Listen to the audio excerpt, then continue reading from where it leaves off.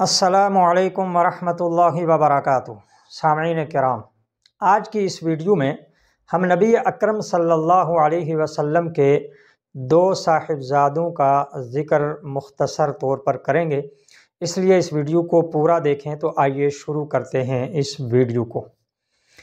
جیسا کہ آپ حضرات جانتے ہیں کہ الحمدللہ ہم نے اہل بیت کے سلسلے میں کچھ ویڈیوز آپ تک پہنچائی ہیں، جس میں اہل بیت کے مختصر فضائل اور ایک دو ایمان افروز واقعات، خلفائے راشدین رضوان اللہ علیہم اجمعین کی اہل بیت سے محبت، ان کے ساتھ تعلقات، اور وہ کس طرح خیر خواہی کا اور کس طرح ان کا خیال فرمایا کرتے تھے اس کے متعلق، اور ائمہ مجتہدین کس طرح اہل بیت سے محبت فرماتے تھے، کس طرح ان کا خیال فرمایا کرتے تھے، یہ ویڈیو ہم نے آپ تک پہنچائی ہیں۔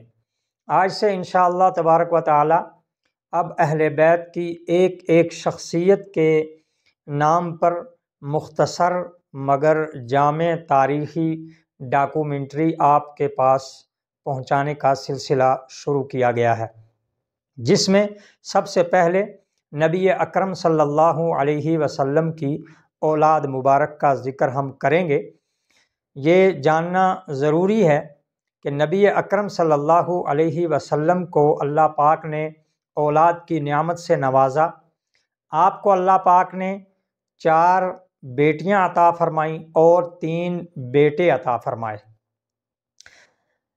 بیٹوں کے نام حضرت قاسم، حضرت عبداللہ اور حضرت ابراہیم تھا، جبکہ بیٹیوں کا نام حضرت زینب، حضرت رقیہ، حضرت ام کلثوم، حضرت فاطمۃ الزہرا رضوان اللہ تعالی علیہم اجمعین یہ نام تھا۔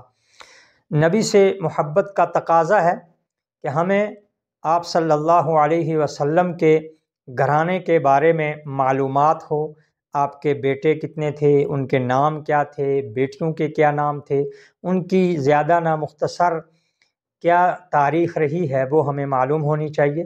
اسی طرح اہل بیت، تو انشاءاللہ اس ویڈیو کو آپ خود بھی دیکھیں اور اپنے بچوں کو بھی اس ویڈیو کو دکھائیں، ان کو یہ نام یاد کروائیں تاکہ ان کو پتہ ہو آج سے ہی کہ ہمارے نبی صلی اللہ علیہ وسلم کی اولاد کتنی تھی، ازواج مطہرات کتنی تھیں، اور کیا کیا ان کی مختصر معلومات ہیں۔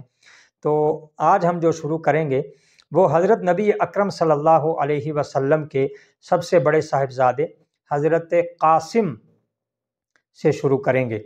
حضرت قاسم مکہ مکرمہ میں نبوت ملنے سے پہلے پیدا ہوئے تھے، اور چونکہ بچپن میں ہی آپ اس دنیا سے رخصت ہو گئے تھے، یعنی کہ 17 ماہ کی عمر تھی، آپ ابھی چلنے کے قابل ہوئے ہی تھے کہ آپ اللہ کو پیارے ہو گئے۔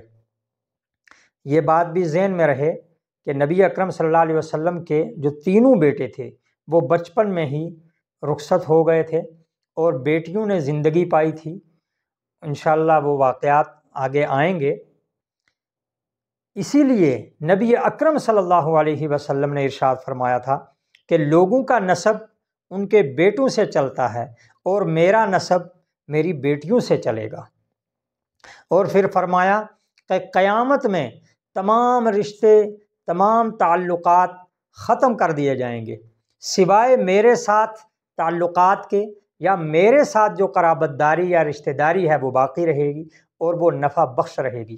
اسی لیے تاریخ کی کتابوں میں ملتا ہے کہ سیدنا عمر بن خطاب رضی اللہ تعالی عنہ نے حضرت علی کرم اللہ وجہہ کی بیٹی حضرت ام کلثوم سے شادی فرمائی، اور یہ وجہ فرمائی کہ میں کلثوم سے شادی اس لیے کرنا چاہتا ہوں کہ تاکہ میرا تعلق اس عالی نسب سے، اس عالی خاندان سے جڑ جائے، باقی رہے، کیونکہ میں نے نبی اکرم صلی اللہ علیہ وسلم سے سنا ہے کہ قیامت میں تمام تعلقات اور رشتہ داریاں ختم ہو جائیں گی سوائے میرے ساتھ تعلقات اور رشتہ داری کی، اس لیے میں حضرت ام کلثوم سے شادی کرنا چاہتا ہوں۔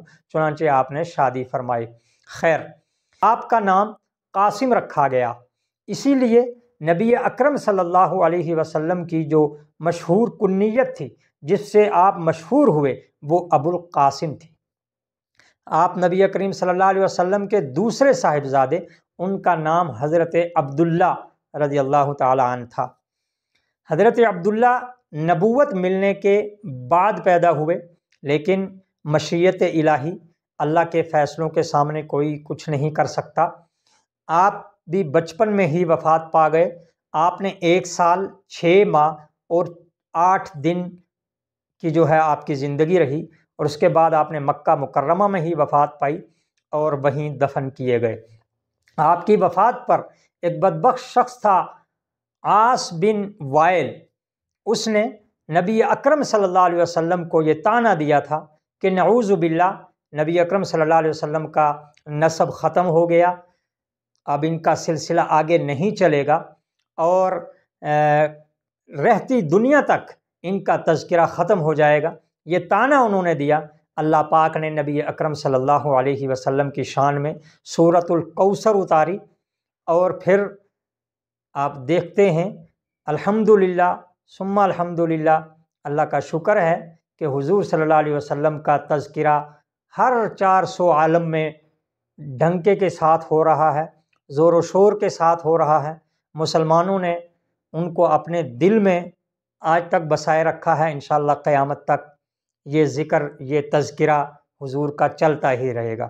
جو لوگ طعنہ دینے والے تھے، آج ان کے نام سے کوئی واقف نہیں ہے، اور جس نبی کو طعنے دیے گئے تھے، اللہ پاک نے جہاں اذان میں اپنا نام رکھا، ساتھ میں نبی کا نام رکھ دیا۔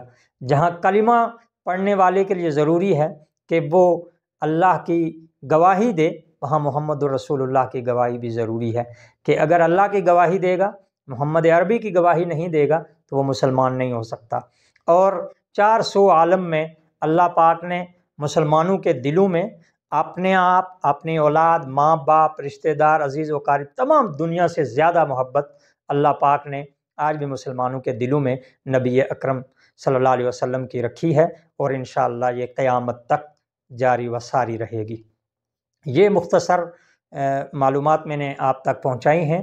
انشاءاللہ اگلی ویڈیو میں ہم حضرت محمد صلی اللہ علیہ وسلم کے تیسرے صاحبزادے حضرت ابراہیم رضی اللہ عنہ کا ذکر کریں گے۔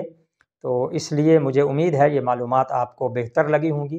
اگر اچھی لگی ہیں، خود بھی سنیں، اپنے بچوں کو سنائیں، اپنے گھروں میں سنائیں، اس ویڈیو کو پھیلائیں۔